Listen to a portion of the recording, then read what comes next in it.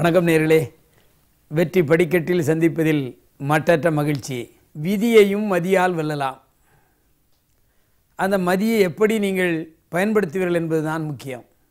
இயற்கை நியதி என்பது தாவரங்கள், பூமியில் உள்ள அத்தனை பொருட்களையும் உள்ளடக்கியதுதான் இயற்கை.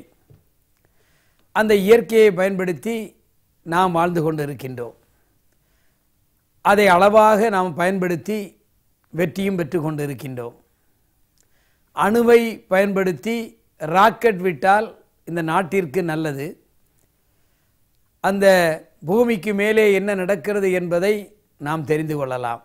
ஆனால் அது அணுகுண்டாக மாறினால் அது நாட்டிற்கு இழப்பு.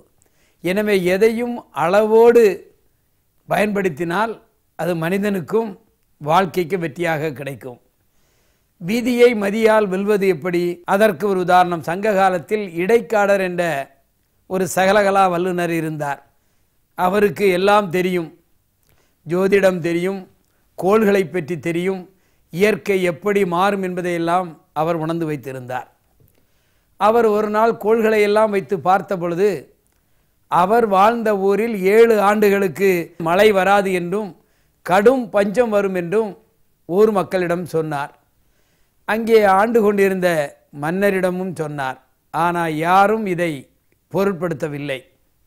இவன் பைத்தியக்காரன் என்று சொன்னார்கள். ஆனால் இடைக்காடரோ தான் வளர்த்து கொண்ட ஆட்டுக்குட்டிகளுக்கு எருக்கம் இலையை உணவாக கொடுத்தார். பால் நிறைந்த எருக்கம் செடி இலைகளை உணவாக கொடுத்தார்.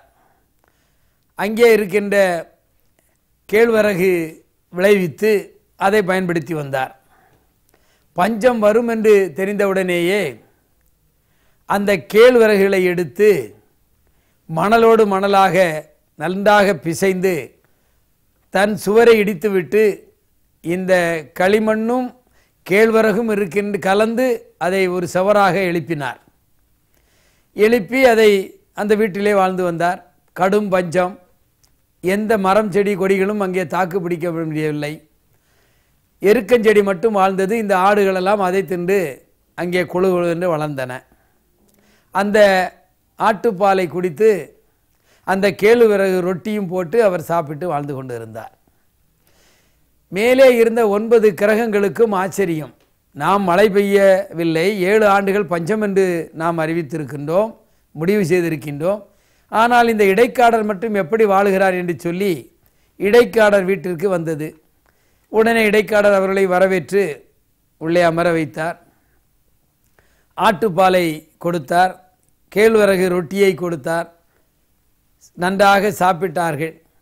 அந்த எருக்கம் இலையை சாப்பிட்டதால் அந்த பாலில் கொஞ்சம் மயக்கம் வந்து அவர்கள் மயங்கி விழுந்தார்கள்.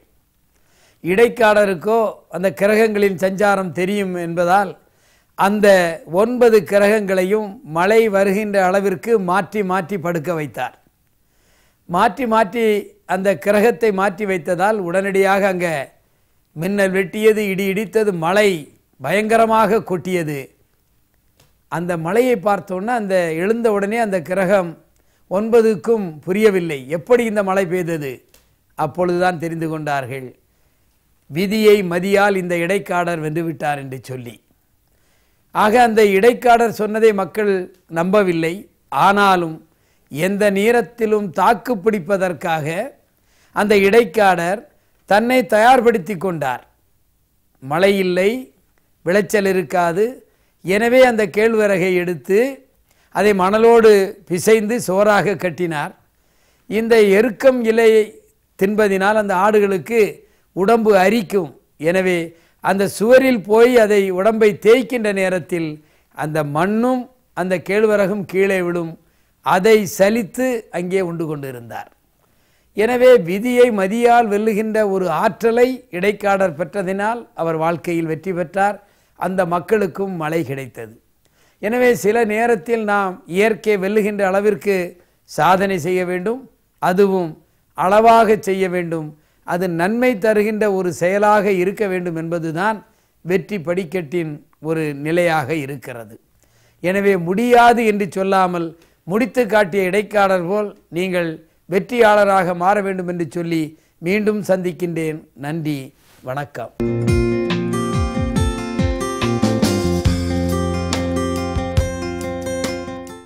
வெற்றி படிக்கட்டு புத்தகம் அனைத்து வசந்தன் கோ கிளைகளிலும் கிடைக்கும். ரூபாய் 150 மட்டுமே.